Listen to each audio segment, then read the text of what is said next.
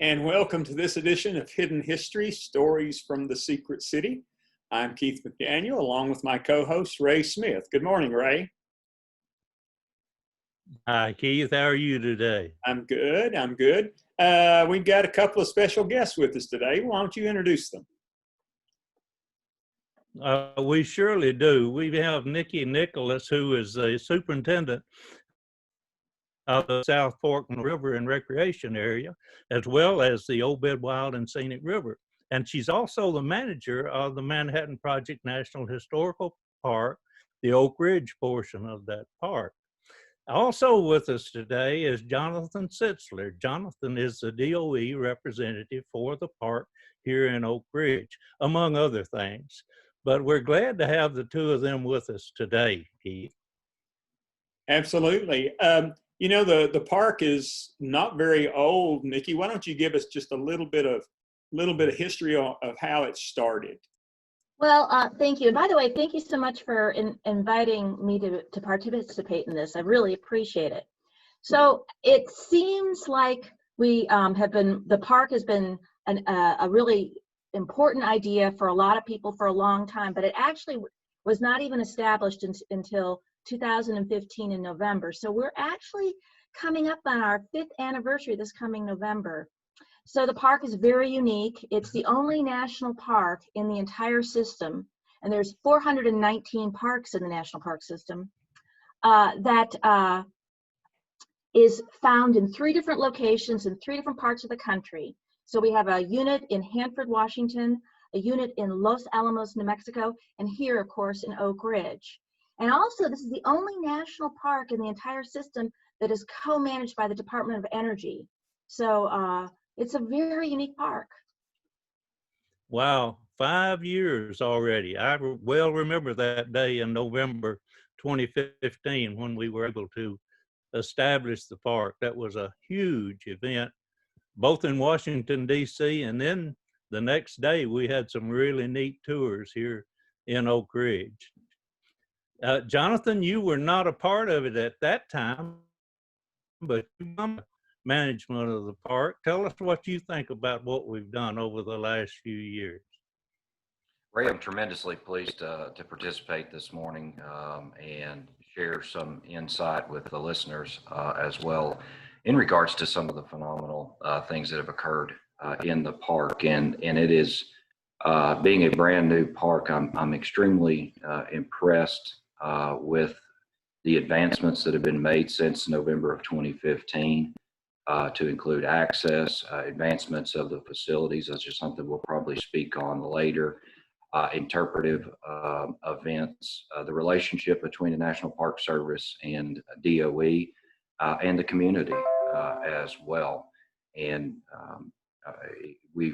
as you'll see as we chat through this later, there have been significant advancements. Pleased with many of the activities that are going on that will further access, preservation of the assets named in the park for generations to come. Let me ask a question. So if people aren't familiar with, and Nikki, you did a good job explaining the 3 different locations throughout the country, but if people aren't familiar with what is included in the park in Oak Ridge, what would some of those things be? Well, you know, what is included in the park, there's different ways to answer that question.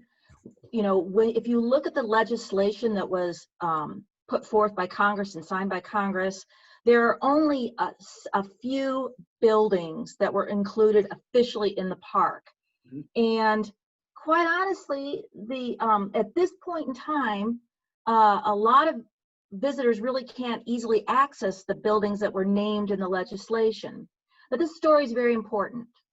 And so what we've tried to do, and looking at the history of the project, especially here in Oak Ridge, is that we've tried to embrace the entire city of Oak Ridge and the surrounding area, because the project, of course, was, you know, developing the science behind developing the bomb, but the people and how they were brought here and how they live, that is so much part of the story.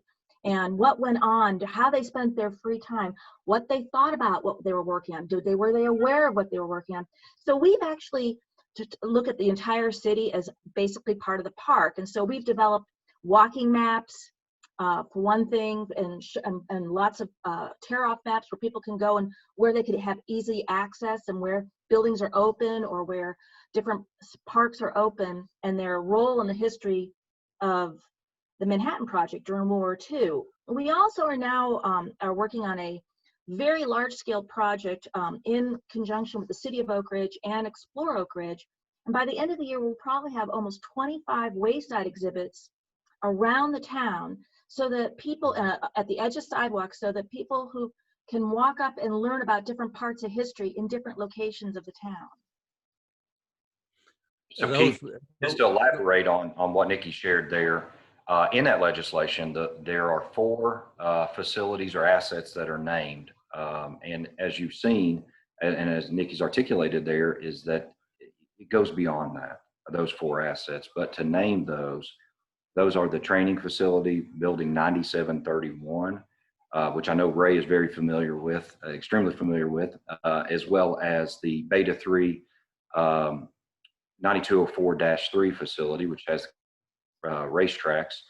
And then, now I apologize, go back to 9731, but alpha and beta types that are a training facility during the Manhattan era, as well as the K-25 slab, which was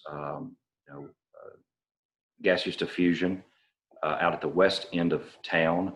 That slab is named in the legislation, gives people a perspective or scale on the enormity of the project and the work that went on there, as well as X10, the graphite reactor, which sits at Oak Ridge National Lab. Those are the 4 named facilities specifically in the legislation. And I suppose now, or whenever everything opens up again, the public can see the K-25 slab. I guess they can go to the K-25 museum and view that.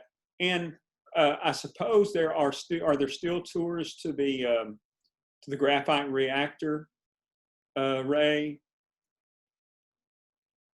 Well, let's let Johnathan give us an update on that. But obviously the tours were running before the pandemic, but sure. I think they're putting together a plan. Yeah. Well, that's what I mean. Johnathan, with pandemic aside, right. It is accessible to the public. Yes. Pandemic aside, some of the assets that are available in the public bus tour, which starts at the American Museum of Science and Energy in the new Main Street part of downtown Oak Ridge. It will take visitors to K-25.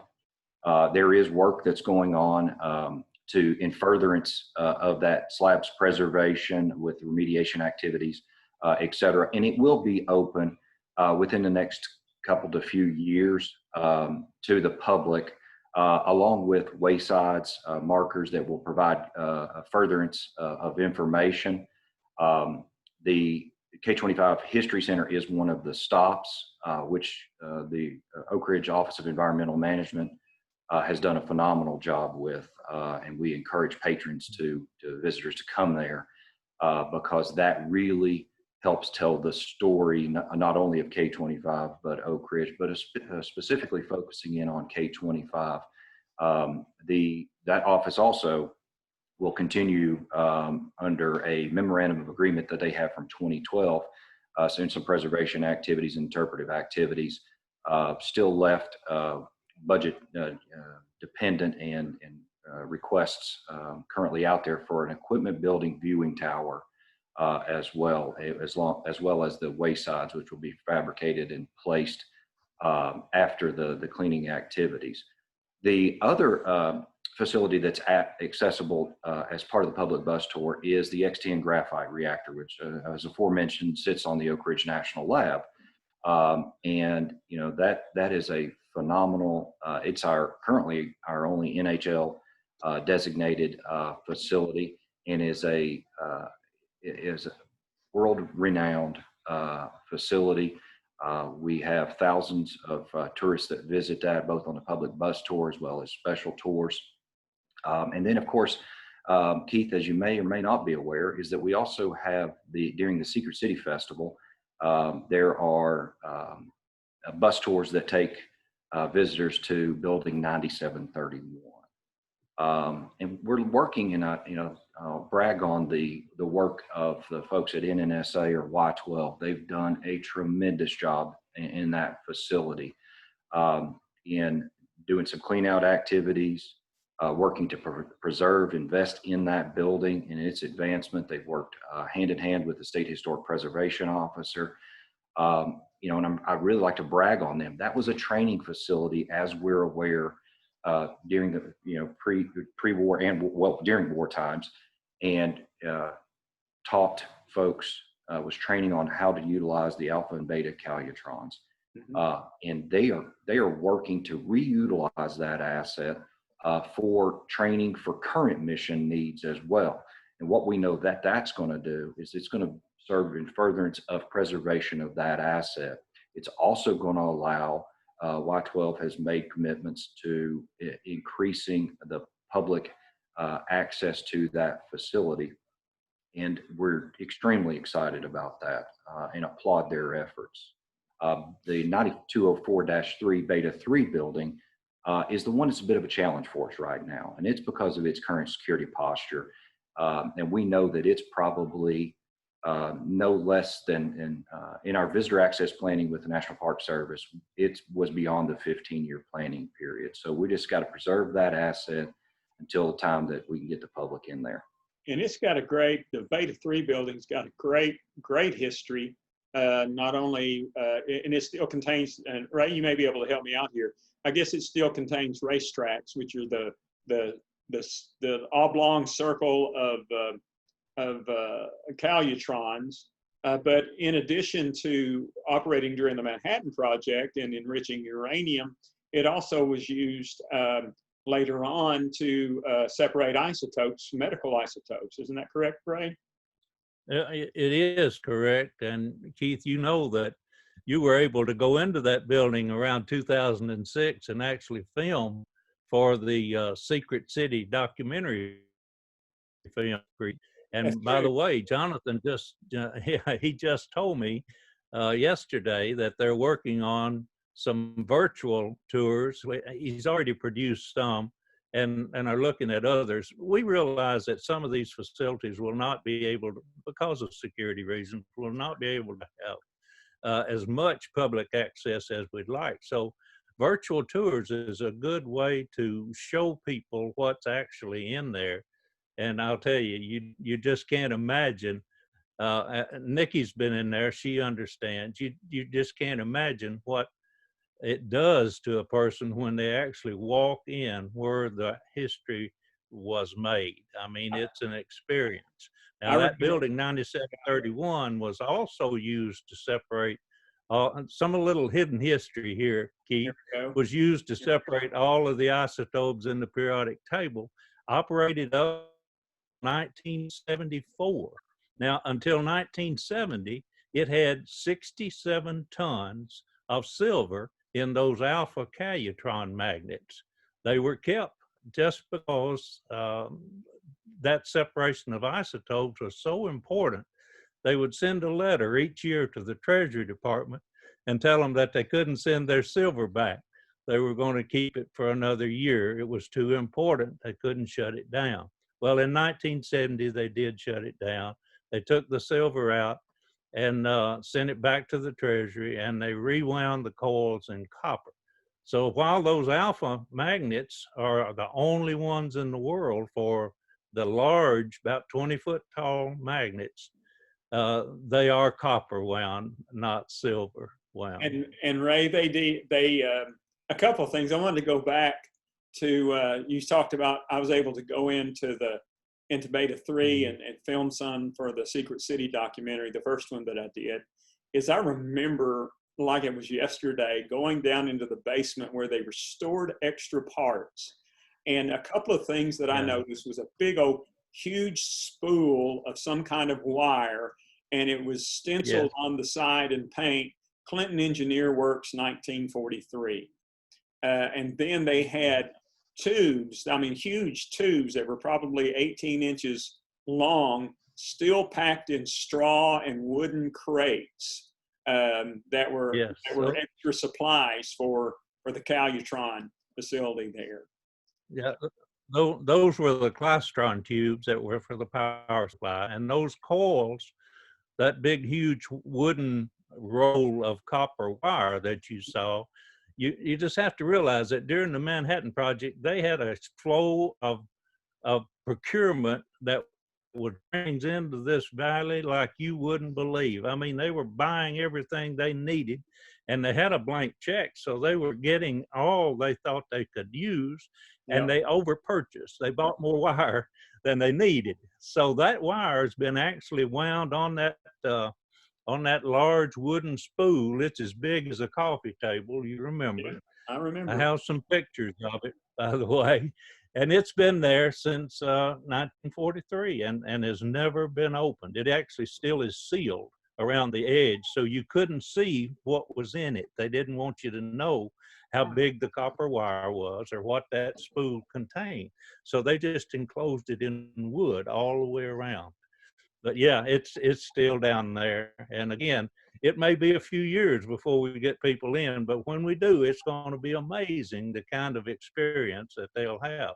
And of course, we can do that through too. We can do that. Well, Keith, we're taking over here. We need to get back to Nikki and Johnathan. Yeah, no problem. Let's begin by letting Nikki talk a little bit about, Nikki, this is the 75th anniversary of the ending of the war. And I know that you've got some plans for this area. So talk a little about what you're thinking, what we might do for a 75th anniversary. So thank you, Ray. So we, the National Park Service, you may or may not be aware, has at least 14 different park units that actually tell some part of the history of World War II. And so we are one amongst a number of parks all over the country talking about this 75th anniversary. So we're going to be concentrating here at Manhattan Project, concentrating on the 75th anniversary of the dropping of the bombs, because that's really what the component that ties into what we were working on here. So there's 3 different things that we're going to be doing. The first, we're going to actually be announcing next week, where we're inviting anyone, anywhere in the world, if they want, to, out of origami paper, make paper cranes. That's a symbol of peace. And then people can write on that the origami paper their name if they want, or they don't have to, or why they're making the crane, for what motivated them to make the crane, and mail them to one of the 3 park units. They can mail it to Hanford if that's the unit that's closest to their heart, or they can mail it to Los Alamos, or they can mail it to Oak Ridge. We're going to assemble all of those, and they're going to go into a time capsule, and it will be opened on the 100th anniversary. So August of 2045. That's one thing we're doing. We're also going to be rolling out on the Manhattan Project webpage, which is www.mps.gov/MAPR. We're going to be rolling out a series of essays and other material really talking about the end of the war, the dropping of the bomb from different perspectives. And lastly, here in Oak Ridge, we're going to, on August 6th at dawn, we're going to be at Bissell Park at the Bell. And we are going to have a quartet from the Oak Ridge Civic Music Association playing really mood-appropriate music. And we will ask people to social distance. We will have gloves if people want them. And then we're going to have people take turns ringing the bell. And this is going to be, there's not going to be speeches. Ring the bell, and then people can go to a table if they choose to and write down on a piece of paper for what reason did they ring the bell, for whatever reason motivated them. They could be ringing the bell for the lives lost during World War II. They could be ringing the bell for hope. They could be ringing the bell for racial justice. whatever is their issue. We want them to come if they want to and ring the bell. Now we know that, and we're going to be there for about an hour. Now we know that dawn is not often the time when a lot of people are up and out and about, and that's actually one of the reasons why I picked dawn, because the sun is beginning to rise, and it's a time of hope and new beginnings. But we also know that for people may want to participate, and they may not want to come to Bissell Park for a number of reasons. So we're going to have for an hour on our webpage the bell and a function so that people can click a button and ring the bell, and then also write down why they're ringing the bell. So anyone, anywhere in the world can participate. So that's our plans. Well, good. And let me give you just a very strong thank you and congratulations for the recent increase in social media activity that I'm seeing on the Park Service website and in social media.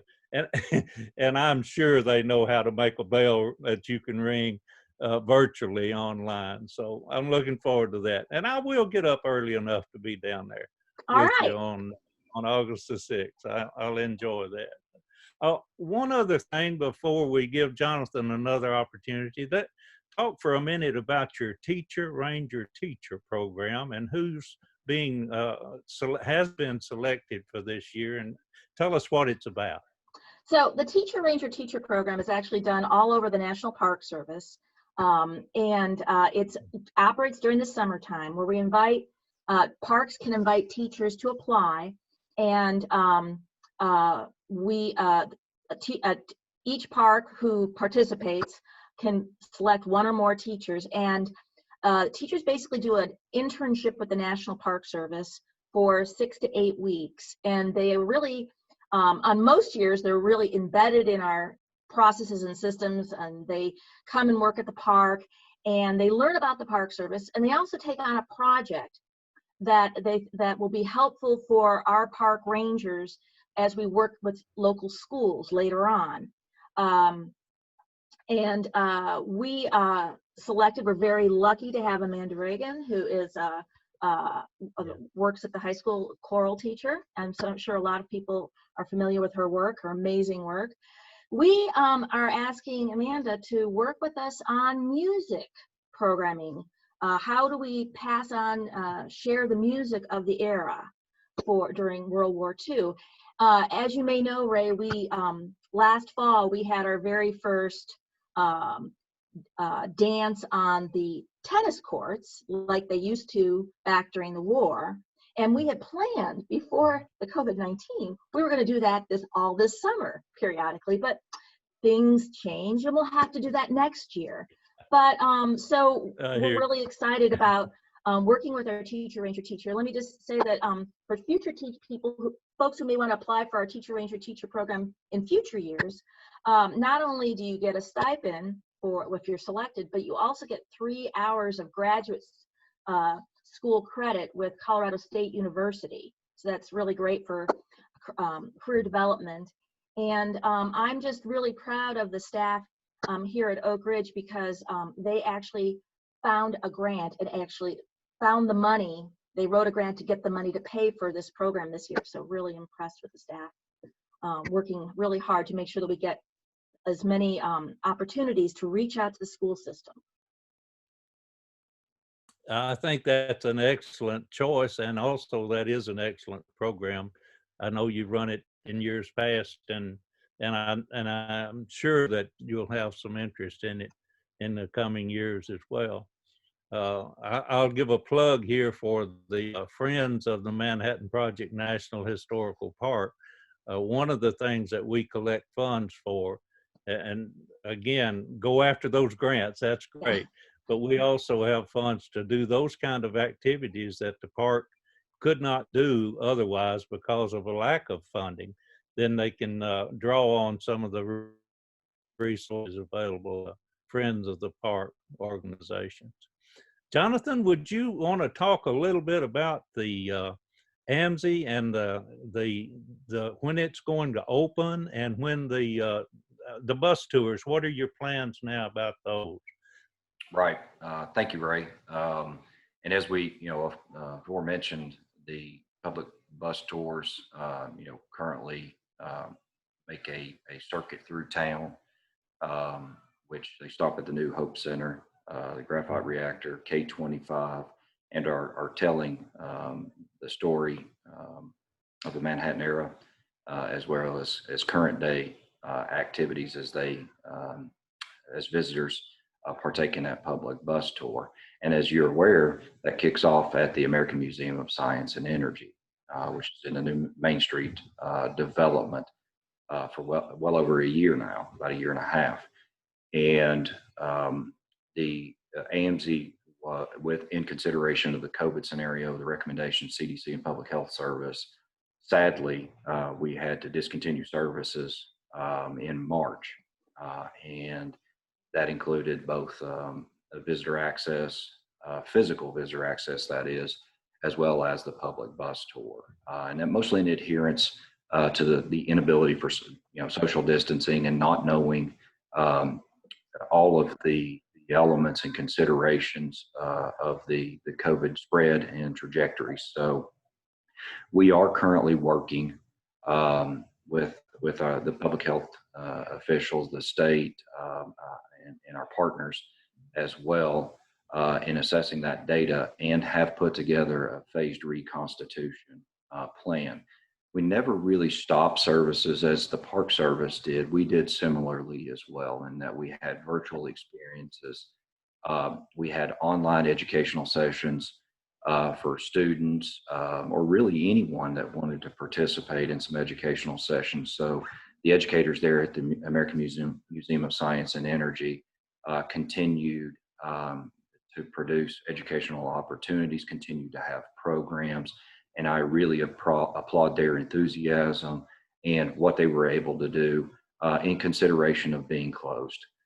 We are working, as I said, towards a phased reopening, and that is something that we're looking at other museums and looking at taking proper steps to prevent the spread in consideration, to include PPE and other protective recommendations, as well as the social distancing aspects.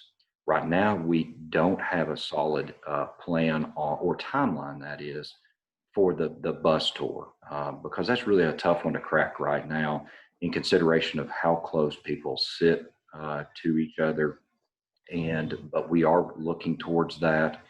We are excited about the future of that, because we had just instituted new times that were more visitor friendly for our patrons, and we were really excited about the bus tour this year. And so we're going to look towards the future. We're going to continue planning and advancing that tour, and but we will be posting all of our updates on the AMZ website, which is just www.amz.org, amse.org. Thank you. Nikki, I want to ask you a question before we get away here. I know before the pandemic, I would see lots of announcements or announcements on a regular basis on social media about local rangers taking folks on tours, like, say, for example, to the guard shack, or those kinds of things. Tell us a little bit about that program. So we are, looking forward to returning to our regular programming, but in order to get people out and about and seeing the topography and the landscape and the historic buildings, we've done lots of different programming. We have Bike with the Ranger, where we bike on some of the greenway trails and talk about what was going on out in the distance, and how the town was arranged, and where the buildings were, and how people moved around. We have Hike with the Ranger, where we walk with folks and talk about the history. We have Walk with the Ranger in town, in downtown area, and talk about, if you go to the different, look at, the Alexander Guest House, or, Chapel on the Hill, and that sort of thing. We actually purchased and have all ready to go.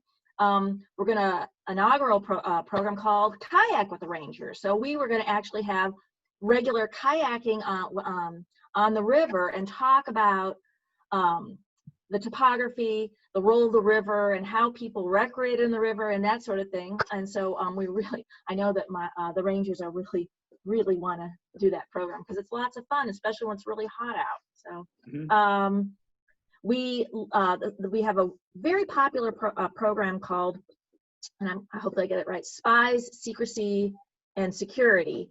And we had it at the guardhouses, and that actually was extremely popular Ranger talk that we'd have every month. And sometimes we'd have as few as 15 people, and sometimes we'd have as many as 45 to 60 people. So the guardhouse is really small. So that's clearly something we can't do until we can kind of get past the current pandemic situation. But we can't wait to come back and do all these things and really share with all the visitors to Oak Ridge and the residents of Oak Ridge about some of these amazing stories. I think, Nikki, you said that you were going to have your visitor center up at the Children's Museum. Do you have a date on when that will be operational again? So we are opening well, actually when this is released, we'll be open already. So we are opening up on July 2nd at the Children's Museum. And that is where our staff are based, and that's where our visitor center desk is. And we will be open the same hours the Children's Museum is. And so currently they're open on Tuesdays, Thursdays, and Saturdays from 10 until 4. And so we'll be open then, and as they expand their hours, we'll be expanding our hours. So Keith, and again, in the spirit of hidden history, I want to tell you about a couple of things. One, that Nikki and I took Nikki to visit so that she knows about it, and they're considering what, if anything, can be done to include it. It's an unusual bridge that's behind the Robertsville School. It goes across the East Fork of Poplar Creek. And when you look at the bridge, you'll realize that, hey, this is a very special bridge. It's really heavily constructed, large I-beams, concrete and steel. It was used during the Manhattan Project to provide a walkway over to that school, which at that time, by the way, was Jefferson Junior High, and later became Robertsville. And then the second one, Nikki, I have not talked to you about this one, I don't believe, but you're familiar with Hall Ridge, which is out on the east end of Oak Ridge, bicycle trails and hiking trails. I think we do bike with the Ranger there. On one of those trails. Yeah, I think you're right. And well, I'm sure you are. But on one of those trails that goes around, you actually can go along the lake and walk around to a silo, a very large silo. Oh. And also there are concrete feeding troughs for cattle. And the people who lived there prior to the Manhattan Project, the descendants of those people, assure me that that was not there when their ancestors lived there. And it seems to me that that was built as a part of the Manhattan Project to provide meat for Oak Ridge. Now, they did that in a number of other places. There's an unusual fenced area on the west end of Oak Ridge where I'm convinced was a pig lot, but I can't be sure of that. But I am sure that this is a cattle farm, a huge farm that had this very large silo that's out there. And we had Steve Oliphant on here a couple of programs ago, and Steve is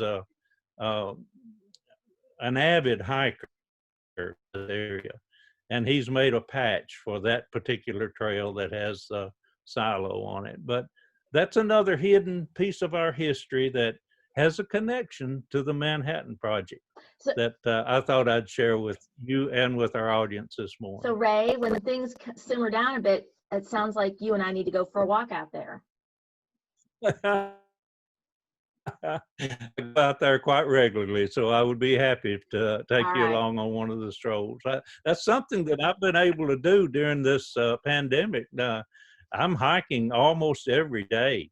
You know, we have over 100 miles of hiking trails in Oak Ridge. 85 of them are the greenways.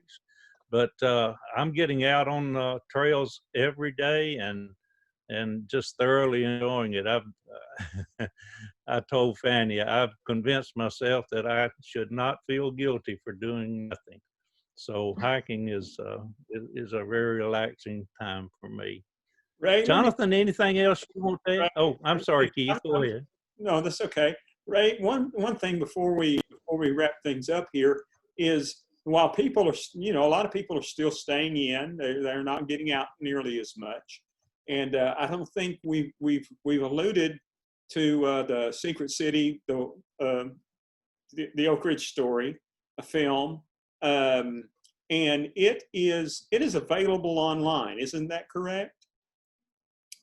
It is. It's available. All of those films, both of the Secret City 4 years and 1945 to 2006, are both available on the Y12 History website. Okay. And if you want to get there, anyone who wants to find it, you just need to Google Y12. Don't put the dash in, just Y12. And the first thing that comes up will be the Y12 National Security Complex. Then you got to wind your way through About, History, and Video Gallery. And you can see all of the videos that we produced. We used to hand them out as DVDs, but before I retired, I knew I'd lose control. So I had them put online, and they're available. And I have to tell you that schools, of course they're not right now, but back before the pandemic, they would actually show segments of that Secret City film, and they would pick one that had me in it, and then they'd have their students write down questions to ask the Oak Ridge historian. And then the next day, the teacher would FaceTime me on my iPhone, and we would answer their questions that way. So that's the kind of thing that Johnathan and Nikki, that's so easy to do, you might consider, and you can do it as well as I can. The things that are out there for virtual, for people to look at, if they want to contact you, FaceTime is a really good way to do it. And you can talk to the students or to the people directly and answer their questions. So again, an idea that just seems to fall out of the sky and work great. Keith, anything else before? No, I don't think so. We let people go. They're a really good guest Thank for you both. Yeah, Johnathan and Nikki, thank you so much for joining us and kind of giving us an update on where everything is with the park. Thank you so much for having us. Yeah, Keith, Ray, thank you. We've enjoyed it. We encourage visitors to continue to look towards the Manhattan Project website as well as the AMSI website for updates, and come see us. All right. All right. Thank you. Thank you both for being here. And folks, thanks for listening. Oh, Ray, before we go, who do we have on our next one? Yeah, thank you. Our next guest is going to be Katie Watt with Explore Oak Ridge.